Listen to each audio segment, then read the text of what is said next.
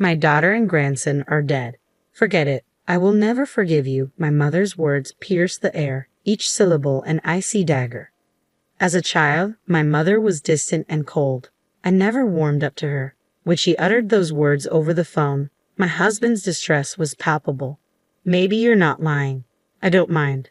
Because if you are, you'll be in trouble. Her voice took on a sinister tone, chilling me to the bone. I could almost picture her smirking on the other end of the line. Good. Shall we go then? I think we are the ones who are really in trouble. I managed to respond before she hung up.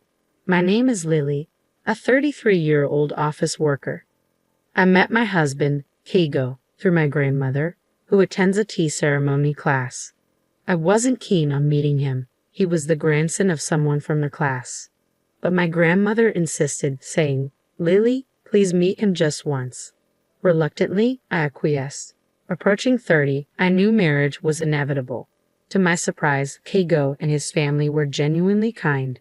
After a year of dating, I married Kigo. His family, with their prosperous business, was worlds apart from my humble upbringing. My friends and colleagues envied me, calling me spoiled. I was right that you two would get along, my grandmother beamed proudly. Kigo's family included his parents and grandmother, though his brother had passed away. Kigo had never lived alone before marriage, so his domestic skills were lacking. I found myself frustrated with his habits. He'd leave clothes strewn about and dishes unwashed. One day, he casually referred to me as mother. Shocked, I packed my bags and left. At home, I feigned loneliness, masking the truth about my crumbling marriage. When my grandmother inquired about my marital bliss, I forced a smile.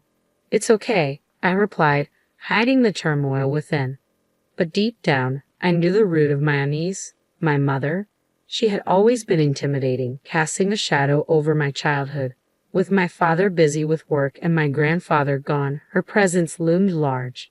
My parents' house had always revolved around my grandmother, leaving little room for warmth or connection. When I was young and sought answers from my mother, her response was always the same: "Ask Grandma." It left me feeling like she wasn't interested in me, so I stopped confiding in my parents altogether. Yet my grandmother was different. Intrusive, yes, but she believed that following her advice would lead to happiness. As soon as I graduated from university, I left home. I didn't fully grasp what family meant, but my husband's family seemed harmonious. They always ate together, even if I was famished, waiting for everyone to be ready. My husband once remarked that this tradition persisted even after he moved out. 3 days after returning home from my escape, my grandmother, along with my husband and mother-in-law, appeared in my room. "It's my fault. Let's go home together," my grandmother pleaded. My husband looked remorseful. "I spoiled him too much," he admitted. I was swayed by their apologies.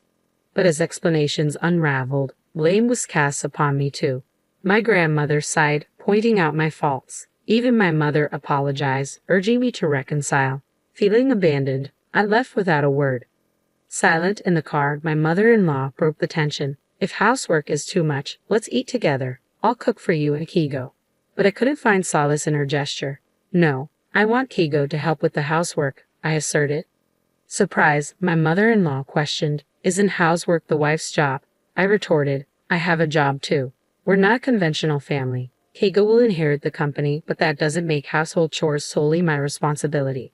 Despite my silence, my mother-in-law persisted. Finally, I confessed my pregnancy, despite being told to keep it secret. My husband was thrilled, and I knew, amidst the chaos, a new chapter awaited. My mobility had diminished since my husband was to become a father. I wished he'd be a tad more cooperative with household chores. It's as simple as that. Irritation brewed within me as I hadn't even visited a maternity hospital for examination yet. Unexpectedly, my mother-in-law's demeanor shifted. From complaints to gentle inquiries about my pregnancy, it felt like a flip of a switch. Was this a split personality? Upon returning home, I found the room surprisingly clean. "Did you clean it?" I asked my husband. "I wish you'd have kept the pregnancy a secret." I sighed. He confessed that my mother had been a nuisance, bothered by the impending arrival of our child. "I'm sorry," he said earnestly. His sincerity moved me. Perhaps I should try a bit harder. Eating at my parents' house on weekends sounded appealing. His gentle suggestion left me with no reason to refuse. Despite knowing I should take it easy, I embarked on a challenging pregnancy journey. At the maternity hospital the following week, the doctor's confirmation brought immense joy. I promised to shower our unborn child with love. Eating at my in-laws wasn't as dreadful as anticipated. Their happiness about the pregnancy was palpable, especially my father-in-law and grandmother-in-law. "Come on, Lily, eat. You're carrying our precious there," my mother-in-law cooed, masking any hint of sarcasm. I reassured myself that I could manage, but as we sat for dinner the following week, I reached my breaking point. Despite my embarrassment, I mustered the courage to make a request to my mother-in-law. "I'm sorry, mother-in-law." My mother-in-law's smile abruptly faded into a grim expression when I mentioned my morning sickness. Feeling uneasy and unwell, I confessed that I couldn't wait until dinner time to eat due to nausea. However, her response was unexpected. "Morning sickness? Didn't Kigo tell you? We have a rule to eat only when everyone is present. Please be patient," she stated firmly, catching me off guard. Her subsequent attempt at humor, calling the situation totally nasty, only added to my distress, tears welling up in my eyes. That evening, with my father-in-law arriving home late, dinner was delayed until after 8 p.m. Unable to wait, I ate quietly while my mother-in-law was out, feeling ashamed of my own actions. Later, when I returned home, exhausted, my husband chided me for being greedy at my parents' house. My attempt to explain my morning sickness fell on deaf ears. "Well, I'm a man, so I don't understand," he concluded dismissively. Overwhelmed with anger and speechless, I ceased visiting my in-laws. Instead, I feigned illness to avoid facing the discomfort and humiliation again. Each day, grappling with the weight of morning sickness, I longed for relief while cherishing the growing life within me. Despite my father-in-law and grandmother-in-law's gentle reminders to take it easy, my mother-in-law's relentless insistence on my presence became a source of stress. Her incessant calls only worsened the situation, leaving me with a pounding headache. In the midst of my discomfort, I couldn't help but wonder why Keigo was the only one visiting my parents' house. The pressure from my mother-in-law weighed heavily on me, pushing me further into isolation. "I have severe morning sickness," I sighed, hoping for some understanding. "Ha, again? I guess that means you're feeling good," my mother-in-law quipped, her tone light. Feeling dismissed, I retorted, "Yes, even though I look sick, no one sympathizes with me. Just because you didn't have morning sickness doesn't mean everyone else is fine." Apologizing for the bad signal, she hung up. Frustrated, I packed my things and returned to my parents' house, entering the second half of my pregnancy. When I mentioned to my husband about wanting to stay home early, he casually brushed it off. Despite frequent calls and messages, I ignored them, feeling overwhelmed. Even my grandmother, usually gentle, expressed her displeasure, refusing to offer assistance. Despite the strained relationship with my in-laws, one silver lining was more time with my mother. Confiding in her, I revealed the tension with Keigo and his mother. Keigo's indifference towards household chores and occasional outbursts left me scared and isolated. When I approached my mother-in-law, she urged me to be patient, even after I showed her a bruise from one of Keigo's outbursts. Now, contemplating divorce after the baby's birth, my mother listened in silence, her expression stern. "Yes, I understand," she finally replied. With just one word, I responded to the chaos unfolding around me. Eventually, I gave birth to a healthy baby boy. When labor pains struck, I reached out to my husband, but his cold response left me feeling faint. "I can't go. I'm busy with work. Just let me know when you're discharged," he said, indifferent to the impending arrival of our child. His callousness fueled my anger, so when the day of discharge arrived, I chose not to inform him, and strangely, he didn't reach out either. As I made my way back to my parents' house, my phone rang. It was Keigo, demanding to know why I hadn't returned home yet. His voice, filled with frustration, echoed through the room. Silent shock engulfed me when my mother uttered her unforgivable words. "My daughter and grandson are dead. Forget it, and I will never forgive you." It was outrageous. Then, a voice, unfamiliar yet somehow familiar, spoke nearby. It was Keigo's mother. Accusations flew, and my body trembled with disgust. My mother intervened, suggesting we involve the police to address the abuse I had endured. With a firm hand, she ended the call and enveloped me in a tight embrace, offering the comfort I desperately needed. It was the first time my mother had hugged me in such a way, and in that moment, I felt an overwhelming sense of relief knowing she was by my side. As I watched my son sleeping peacefully with my mother, my grandmother returned, her footsteps echoing loudly. "What the hell? You're still alive," she exclaimed, her frustration evident. A call from Keigo's mother had stirred her ire, and now she demanded an apology. Reluctantly, we accompanied her back to the in-laws' house. But upon arrival, tension hung thick in the air. My mother-in-law and husband greeted us with cold stares. "Oh, isn't he our cute heir?" my mother-in-law cooed, reaching for my son, but I recoiled involuntarily. "Don't touch me," I snapped, surprising myself. An argument erupted when my husband dismissed my concerns about divorce. His fear was palpable, faced with the possibility of separation. My mother-in-law's accusations only added fuel to the fire.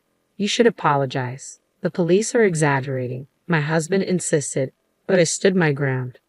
Amidst the chaos, my mother's silence spoke volumes. "Which one is crazy?" she challenged, glaring at my grandmother. Suddenly, a commotion from outside interrupted the confrontation. Keigo's grandmother arrived, her presence commanding attention. With cold eyes, she admonished her daughter and grandson for their behavior. In that moment, realization dawned. Keigo's obsession with the family business had blinded him to my struggles. His grandmother's words struck a chord, prompting apologies from both my husband and mother-in-law. As the tension eased, Keigo's grandmother turned to me. "Lily, I'll make sure you take responsibility." "I'm sorry," she said, offering a glimmer of hope for reconciliation. "I hadn't realized it, but you're considering breaking up with Keigo. However, I'd be delighted if you visited me again. Thank you for your assistance," the grandmother-in-law expressed sincerely. Glancing at my awkward grandmother, she continued, "You were insistent, so I arranged a matchmaking between our grandchildren. Lily and her mother were lovely people, but what about you?" My grandmother blushed furiously, clearly uncomfortable. As my husband and mother-in-law sat in stunned silence, I bowed deeply to my grandmother-in-law and took my leave from their house. Upon returning home and packing our belongings, my grandmother confronted us. "Where do you think you're going?" "I won't allow you to do as you please," she asserted, echoing my mother-in-law's words. "Your mother-in-law insists that you cannot divorce her son until you, Lily, have had a child. I've had enough." Later, my mother revealed that my father had been involved with another woman, for which my grandmother blamed her. When my mother demanded a divorce, my father refused to allow me to leave with her. My mother regretfully admitted that she should have fled with me to spare me from suffering. Her words brought tears to my eyes. Eventually, both my mother and I divorced our respective partners. My father initially resisted, but evidence of his affair forced him to comply. Learning of his betrayal shattered my perception of him, and I vowed never to see him again. My mother also sought compensation from my grandmother for the distress she caused.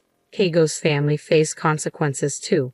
They were ousted from their former position of influence due to embezzlement allegations. It turned out that Keigo's grandmother, now the company's chairwoman, had uncovered their wrongdoing.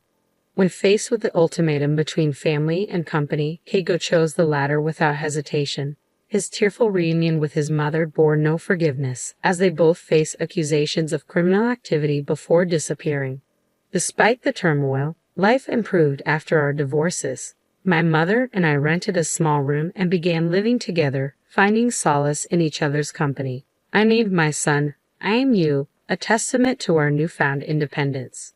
My mother flourished on her own, rediscovering her passions and hobbies. Colleagues noticed her increased happiness, and even at my part-time job, I found myself smiling more.